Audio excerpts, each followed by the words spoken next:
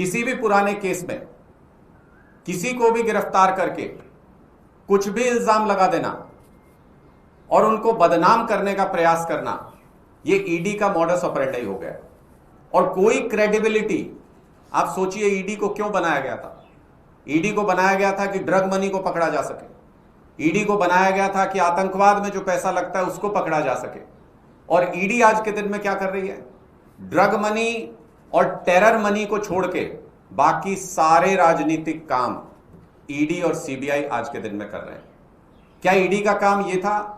क्या ईडी का कानून, पीएमएलए का कानून इतना सख्त इसलिए बनाया गया था कि पार्टियां तोड़ी जा सकें, दूसरी पार्टी के लीडर्स को बीजेपी में शामिल कराया जा सके? क्या इसलिए ईडी को इतने मजबूत लॉज दिए गए थे, इतने मजबूत हथियार दिए गए थे कि वो दूसरी पार्टी के लीडर्स के ऊपर हमला करके उनको बीजेपी में शामिल करा सके? अगर ऐसा है तो भारतीय जनता पार्टी का नकाब तो कब का उतर चुका है। अब वो एक नई विंग क्यों नहीं अनाउंस कर देती भारतीय जनता पार्टी, जिसको सार्वजनिक तौर पर यही कह के नया कानून लाया जाए कि दूसरी पार्टी के लीडर्स को भारतीय जनता पार्टी में शामिल कराने का काम करेगी ये एजेंसी। क्यों ईडी की क्रेडिबिलिटी को खत्म करने का प्रयास भारतीय जनता पार्टी कर रही है और हो चुकी है क्रेडिबिलिटी ईडी की खत्म। पूरे देश के अंदर आम आदमी पार्टी के नेताओं को लगातार टारगेट किया जाता है।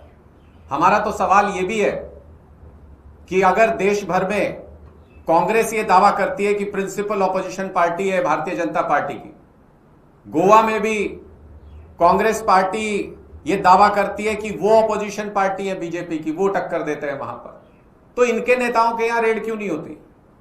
पंजाब में भी ये दावा करते हैं कि हम बहुत मजबूत पार्टी है कांग्रेस वाले, तो इनके नेताओं के यहां रेड क्यों नहीं होती? क्योंकि कांग्रेस के जिस नेता को फोन करके ये कह देते हैं बीजेपी वाले कि आपके यहां रेड करा देंगे, वो भारतीय जनता पार्टी में शामिल होने को राजी हो जाता है। और आम आदमी पार्टी के लीडर्स, चाहे वो संजीव अरोड़ा जी हो, आज उनका एक ऐसा वीडियो आप सब लोगों ने भी देखा होगा, सोशल मीडिया के ऊपर वायरल है। खुद को हिंदुओं की पार्टी कहने वाली भारतीय जनता पार्टी कैसे एक हिंदू बिजनेसमैन अरोड़ा परिवार को तड़पा रही है, प्रताड़ित कर रही है, उस वीडियो में साफ नजर आता है।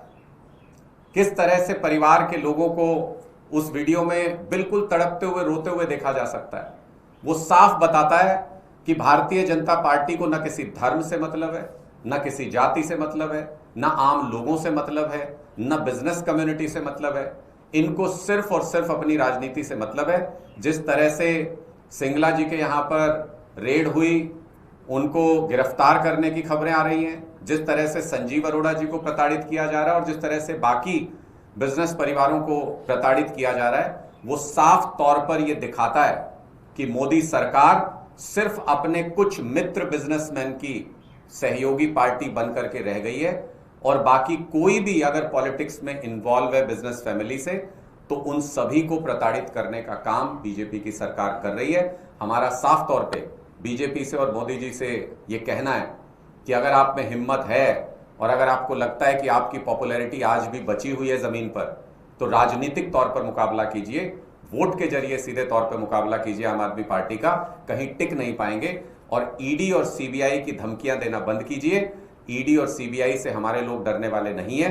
एक नया पैरामीटर सेट हुआ है, जिसके यहां भी ईडी और सीबीआई जाए वो करप्ट नहीं है, जिसके यहां भी ईडी और सीबीआई जाए वो गुनहगार नहीं है। आज के दिन का पैरामीटर ये है कि ईडी और सीबीआई मोदी सरकार में जिसके यहां जाए वो कट्टर देशभक्त व्यक्ति है, वो देश के लिए लड़ रहा है, देश के लिए सिद्धांतों की लड़ाई लड़ रहा है और भारतीय जनता पार्टी उसे अपने लिए, बीजेपी के लिए काम कराना चाहती है। ये आज के दिन की सच्चाई बनकर रह गई।